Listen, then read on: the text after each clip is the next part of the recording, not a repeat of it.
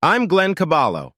I live in a small Scandinavian town, and when this story began, I had a good job as a process engineer at the local branch of a large international company. I met Caroline Steelman at a friend's wedding. Nothing happened there, but I took her phone number and she took mine. To my great surprise, she called me a week later and invited me to dinner at her place. I agreed and went with a bottle of wine and a big red rose. Her apartment was fine, the cooking was great, and we had a really good time. In fact, we had such a good time together in bed that I even had breakfast in the morning before I went home. Of course, I was happy that I had met such a sexy girl, and I kept going out with her and getting great sex. After a few more dates, Caroline told me that she was in love with me and demanded that I be honest and tell her how I felt about her. I looked her straight in the eye and told her the truth. I was in love with her, too. After only 4 months, we agreed to live together in my house. A house I was able to buy thanks to a little money I won in the lottery. After we moved in together, Caroline suggested we have a gorgeous wedding on the 10th anniversary of our first date. I was fine with that. I even agreed to her demands for separate bank accounts and let her print out very detailed terms and conditions about who should pay for what. Although it seemed a little odd, I accepted her suggestions mainly because it ensured that my house would be protected as private property if we went our separate ways. A few little warning bells rang right after she moved into my house. I was a regular guy, not an experienced Casanova, and so I had some doubts. I was concerned that if a guy like me could sleep with her after the first date, what could a real experienced womanizer do? This was especially true if he met her at his natural hunting grounds, such as conferences, corporate parties, or bachelorette parties.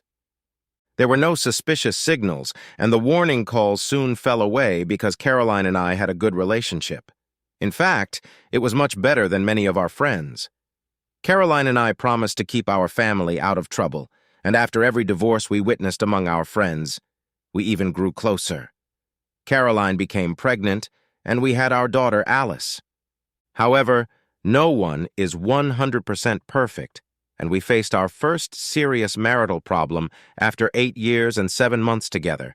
As in so many other relationships, it was economic issues that put Caroline and I on the warpath. Our problems began when the company I worked for moved all of its production and most of its local administration to Portugal. My job and over 600 other jobs were lost forever in our town. Of course, in a small Scandinavian town like ours, it was impossible to find so many new jobs in a short time. For the first 3 months, being unemployed, I received a salary from the company as usual. But after that, it became difficult because now I only had my limited savings and small monthly payments from my unemployment insurance. Those were tough times, but I hung in there. Caroline paid her expenses exactly as we had agreed, and to my surprise, did not offer or show any intention of helping me by taking on an increased share of our household expenses. Then one horrible month, the shit hit the fan. We ran into a few unexpected problems. Expensive service for my car, the refrigerator and dishwasher broke and had to be replaced, and a high bill from my dentist. Then, worst of all, Caroline and I agreed to go to an expensive show one weekend in our capital city with Melanie and Tom, Caroline's old friends. Without speaking to me, Tom bought the tickets, express train tickets, and booked rooms in a 5-star hotel for the 4 of us. I knew for a fact that my reserves had dropped to 0, and even a small loan would be needed to pay all my bills.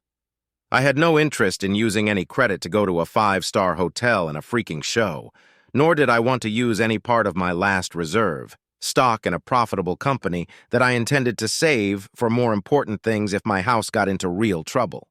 So I had no choice, and I couldn't afford to go to this show. I told Caroline that I couldn't afford this trip, and we should skip it. She went into a rage and screamed, "No way in hell! It's not my problem if you can't afford to go and have to stay home. But I want to see this show, and I'm going with Melanie and Tom, that's for sure." I expected Caroline to offer me some economic help with my problem on this trip, but since she made no attempt, I decided to swallow my pride and ask her, "You know how much I have to pay this month for all these unexpected expenses. But if you really want me to go to the show with you, could you please pay for my share of the trip, and I'll pay you for the same trip when I get a job again?" I asked her. Her cold answer really surprised me. "I expected you to freak out, So I already talked to Tom, and he promised to sell your ticket to someone else. So, you're going to the show without me instead of staying home with me or taking care of helping me out when I had temporary economic problems? We've turned into a very cute couple, haven't we? Tom says you still have until tomorrow to find the money. I'm sure you can fix it somehow if you really want to come with me, Caroline said in a cold voice. Okay, I get it. You don't care about me. I'll take that as your final decision that you and I won't be doing anything together anymore. It's time to settle our damn problems once and for all, I said, rushed to my car and drove off. She ran after me, yelling something I couldn't hear. Some distance from my house, I parked my car and tried to calm down and think about the situation. Caroline and I had lived together for a little over 9 years. We had a child together, and we were planning to get married in a big wedding on our 10th anniversary. Caroline and I were doing well as long as I had a well-paying job and a good life. Probably not a good enough life because my savings should have been much higher to help get me through unexpected hard times like now. What struck me most was that now that I was having some temporary economic problems, it was obvious that, in Caroline's opinion, I wasn't worth a damn. No doubt she now thought of me as nothing more than a poor bastard who could cause her economic problems. Even her interest in our sex life had suffered from the current situation. It took me only a few minutes to decide what I should do to solve our problems with Caroline. I went to visit Melanie and Tom. They seemed a little surprised to see me, so after some polite small talk, I immediately said to Tom, "I can't afford to pay for the tickets, and Caroline refuses to help me do it, so I'm coming to you about this weekend trip. I'm going to skip the weekend trip and ditch the greedy bitch who lives in my house. However, she will go with you, but without me. As a matter of fact, she even told me that you've already found her some stallion as a replacement for me." "Who is he?" Melanie said. "Caroline has a lot of money, and I can't understand why she's doing this to you. I'm sorry we can't help you in this matter, because even we have a lot of unexpected expenses after moving into this new house. Tom's old friend, Michael Gilman, has promised to buy your share and join us." I shouted, "This bloody prodigal is courting Caroline and will spend the night with her in a hotel room after dinner and lots of wine. Does Caroline know who's replacing me?" "Yes, and she's fine," said Tom. "Who suggested that horny rat to accompany Caroline? Isn't he married?" That was my next question. "He's a nice guy who has an unfair reputation. I met him by chance. He agreed to buy your ticket tomorrow if you didn't, and Caroline agreed." Tom explained.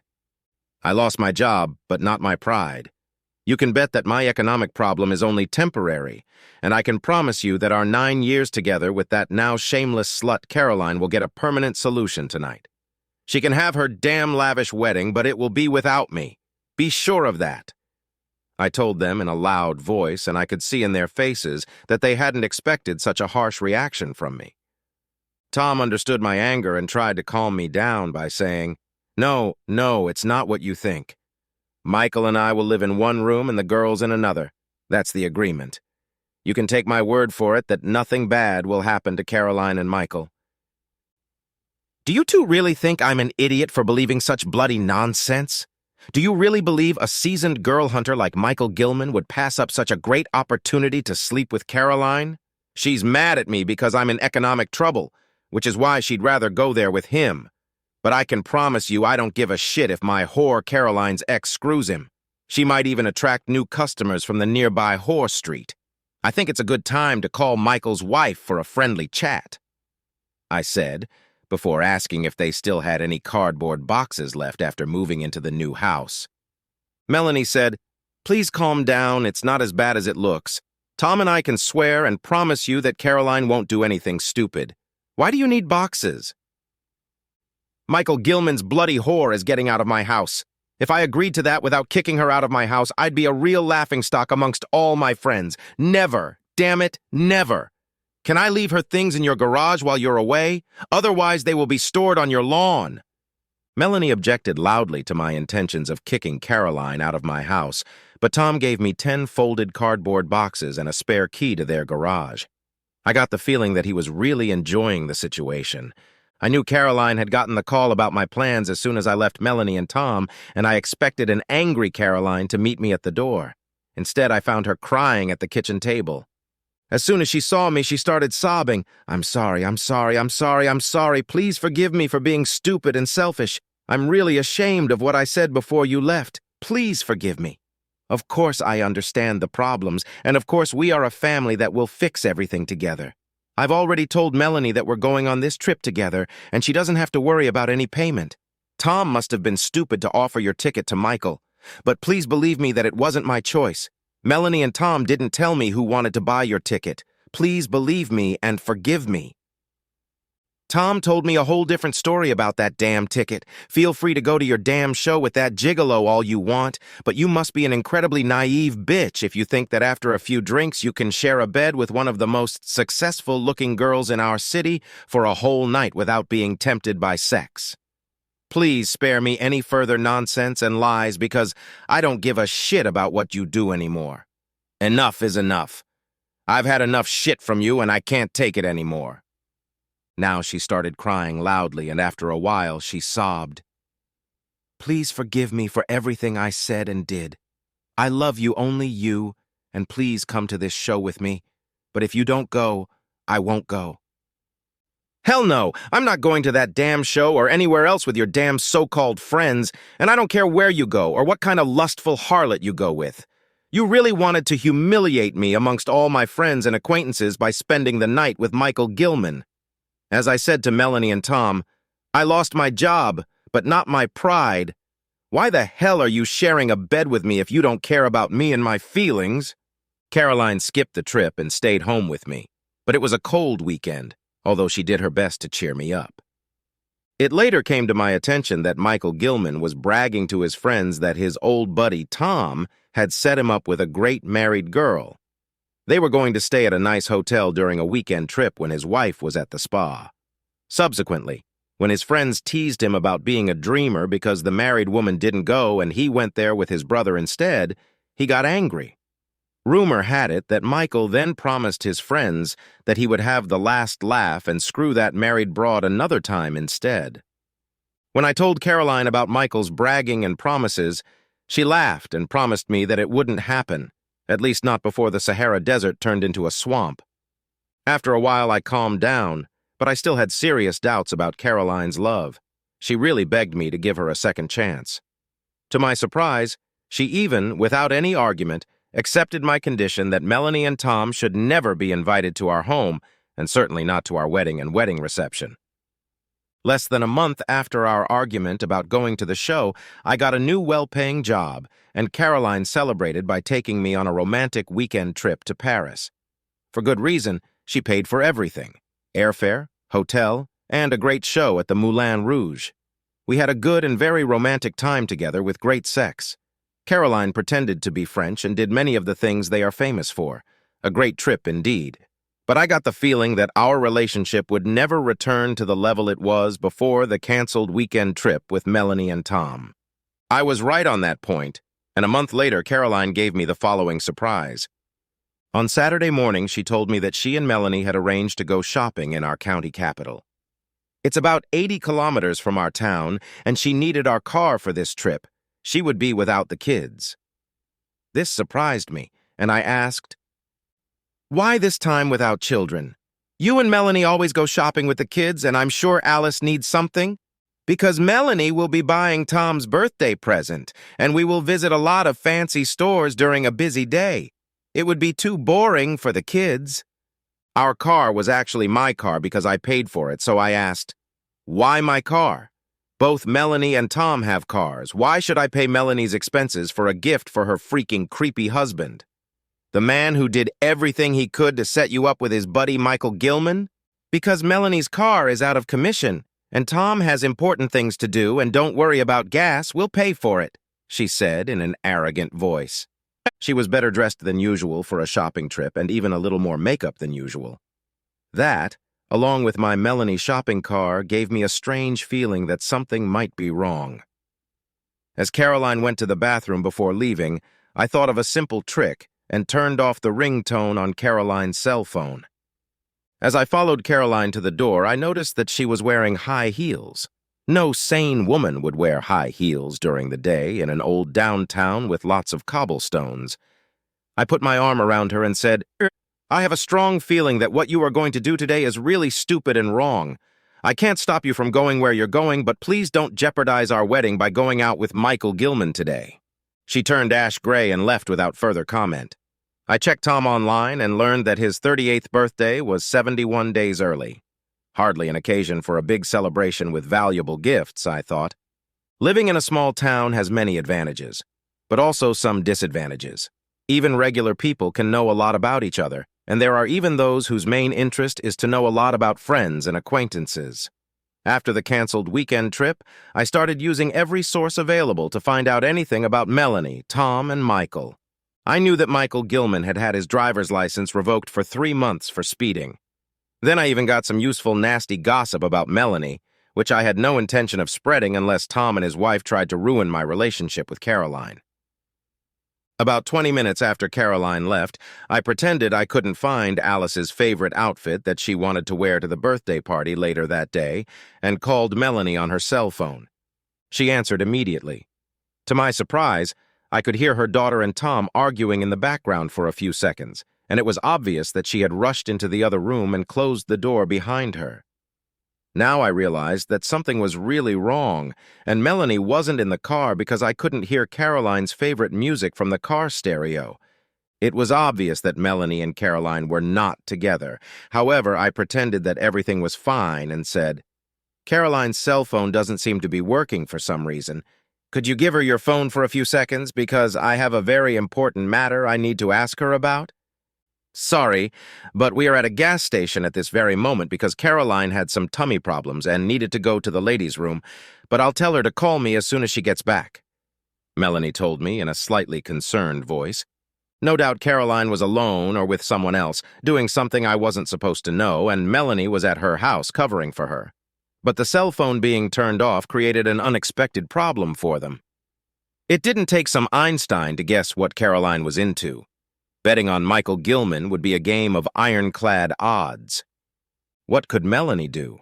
Call Caroline without getting an answer. If Caroline was with Michael and Melanie didn't know his number, it would take her some time to get his number from Tom and call Michael. Melanie did a good job because 8 minutes later Caroline called me. After we figured out my reason for calling her, I said, "Please pass the phone to Melanie because I have some important things to say about Tom's present." Now Caroline seemed concerned when she said, "She's in the ladies' room at the gas station. I'll ask you to call her back when she gets back." "What the hell are you really doing? Camped out at a damn gas station just outside of town? Aren't you going shopping or do you have other plans?" Caroline disconnected the call, and Melanie called me 5 minutes later. I told her, "It's obvious you and Caroline aren't together. Where the hell is she? I can bet you're at home and she's in some run-down hotel sleeping with that goddamn whoremonger Michael Gilman at this very moment. If you're with her, please give her your phone for a few seconds. Otherwise, there's no doubt I'm right." Melanie's short answer was, "Go to hell. I didn't go there, but I did call Tom." Melanie admitted that she was covering for Caroline, who was pretending to go shopping with her, but I bet Caroline is with Michael Gilman at this very moment. It's high time you cut the crap and tell me the whole truth. Tom replied, "Chill out, dude. Why should I care what your whore is doing?" "Because I do care about your whore wife.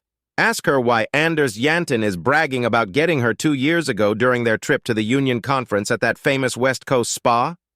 Tom and I weren't friends, and since I canceled the weekend trip, we haven't even spoken. He was trying to set Caroline up with his friend Michael and was currently involved in Caroline's affairs. In my opinion, he couldn't blame me for telling him the truth about his wife, even though he refused to tell me the truth about my spouse." 10 minutes later, an enraged Melanie called me and accused me of ruining her happy marriage.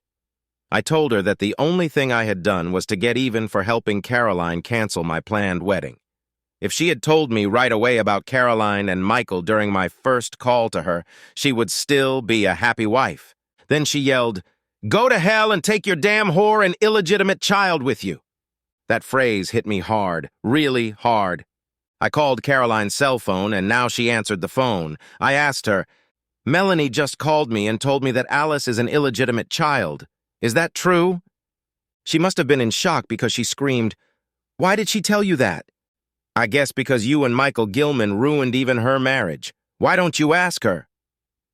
After calling Michael Gilman's wife, I got his cell phone number and the information that he was playing golf. I called the number, and when Michael answered, I told him, Caroline Stillman's husband is looking for you with a shotgun. Those 2 calls should calm the 2 lovebirds down for a while. I found a private lab online and ordered a DNA test kit. Caroline came home less than half an hour later and yelled at me, "Are you out of your mind, threatening Michael Gilman with a shotgun and accusing Melanie and me of cheating?" Shotgun? What shotgun? I never had a shotgun. Tom teased me about living with a cheating whore. He didn't care about our relationship when he accepted that his own whore wife supported you in your cheating today. He had to pay, as some holy men say, an eye for an eye, a tooth for a tooth. Don't blame me, I'm the victim in this goddamn shit. Michael Gilman's wife got very angry when I told her what I knew about Caroline and her husband. She said Michael had had a few chances, and now it was going to be the end for him. Then our neighbor, Dan Olson, who is something of a department head for the local police department, rang our doorbell and asked if he could come in for a little chat. I had no objections, and we sat down at the kitchen table. He asked me if I had been out hunting, and I told him the truth that I had stayed home all morning with the baby because Caroline had taken our car for a shopping trip with her friend Melanie Linden. I then told the truth again that hunting was not my passion, and I had never owned any guns and had no plans to buy any. He said he had gotten the wrong information, but we could go hunting together from time to time if I was interested. After a brief conversation with Caroline and Alice, he left. It was obvious that my call to Michael Gilman had scared the hell out of him and made him call the police. Dan was smart enough to do a discreet check instead of sending in the whole cavalry. Caroline continued to grumble about why I told Tom about Melanie's one-time crush on Anders Janten. I told her, "You ignored my warning about your date with Michael Gilman, even though you knew it would end our relationship. The only thing I can say is, thank you so much for all the good times we had together during our 9 years together, and I'm sorry you ended it in such a messy way. You can live in a spare room until you find your own apartment somewhere, and feel free to sleep with that rabbit Gilman as much as you want, but not in this house." She didn't expect this from me, cried and rushed into the bedroom. After a while, when she had calmed down a bit, she came back and sobbed. "You can't do this to me. Please believe me, because the truth is that I have never had sex with him or anyone else but you since we met. You're overreacting for no reason at all." "I'm sorry, Caroline, but I can't marry or live with a woman I can't trust. You lied to me about going shopping with Melanie, and you immediately followed Michael Gilman in my car after I warned you of the consequences. Both Melanie and Tom admitted that you went out with him today. Why the hell do you keep lying to me about this?" Still sobbing, she replied, "Please believe me, Michael is just a friend, and yes, I did meet him tonight, but I never had sex with him, that's for sure." "Maybe you haven't, but only because I put an end to 2 of your attempts, that's all. Going to the show with him was too weird to be a serious attempt, but you had everything planned out much better tonight. Your minor mistakes convinced me that shopping was not part of your intentions for the day. But the old saying goes, you get it right on the 3rd try, so it's time to give up on our relationship before you have any chance of making it happen. Please don't do this to me. I have never cheated on you, and I promise to be your faithful wife if you give me a chance to show it," Caroline said. "I've regretted several times that we didn't break up when you were going to go to that damn show and spend the night at the hotel with Michael Gilman. You used my temporary lack of money as an excuse to go with him and wanted to do it as if for economic reasons. If you had wanted to do that, you could have afforded to pay for this trip for at least 100 people without any trouble. But you refused to help the man you claim to want to marry, even though he begged me to help him solve his temporary problem. I gave you a second chance, even though your intentions to go on the show with Michael hurt, but today's mess with him was the last straw. I'm probably not even Alice's father. I'm ashamed and sorry for my actions while you were unemployed, and I never complained that you refused to go to that show. You've been my only love since we met, and of course, Alice is your daughter. A woman who loves her boyfriend and fiancé would never lie to him or book a hotel date with a jerk like Michael Gilman. You went behind my back. What about our wedding? Don't you care about what we agreed to? I've already booked a lot of things, she exclaimed. Michael Gilman will probably be dumped by his wife, so you can safely marry him instead of me. Caroline ruined our grand wedding plans we had planned for our 10-year anniversary. She had already booked the church, the Rolls-Royce, and a very popular hotel for the reception. It was one of the worst days of my life, and I felt like a pile of crap. My decision had been made, and there would be no third chance. My and Caroline's breakup was irrevocable, and nothing could stop it. Thus ended a once-in-a-lifetime happy family relationship. I will never deny that it felt like hell. Caroline was a beautiful girl with many good qualities, and that's why I will be sorely missed, but I couldn't put up with her attempts to cheat. I knew a lot of people would think I was a jerk for not forgiving Caroline for her failed, naive attempts with Michael Gilman. But I had already forgiven her intention to go on a weekend trip with Michael once. A few days later, Caroline confessed what she was doing with Michael Gilman, and I was right about him. He worked hard on her and sent her a large bouquet of roses at work with a card apologizing if his interest in the weekend trip had caused her any problems. A week after that, he invited her to lunch. After that, they had lunch together once or twice a week. Of course, the lunches started out as innocent encounters with pleasant small talk, but their feelings for each other gradually developed into some kind of sexual desire that they couldn't deny and didn't want to stop. One problem was Michael's revoked driver's license, and that was why Caroline had to take the car. Michael booked a room at a small hotel that he had used before.